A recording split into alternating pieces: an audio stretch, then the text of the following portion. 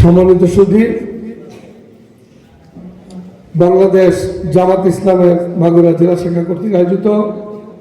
আজকের ইফতার মাহফিলের সম্মানিত সভাপতি, জেলা জামাতের সম্মানিত আমির জনাব অধ্যাপক এমবি বাকের, উপস্থিত রয়েছেন প্রধান অতিথি হিসেবে সাবেক আমির, বিগত জাতীয় সংসদ নির্বাচনে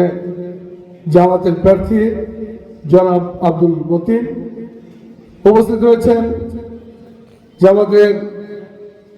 বিভিন্ন পর্যায়ের নেতৃবৃন্দ,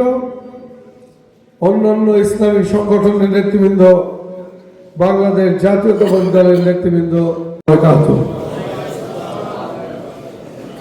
আমি খুবই দুঃখিত যে আপনাদের এখানে একটু দেরি করে আসলাম, আবার আগে আগে চলে যাচ্ছি।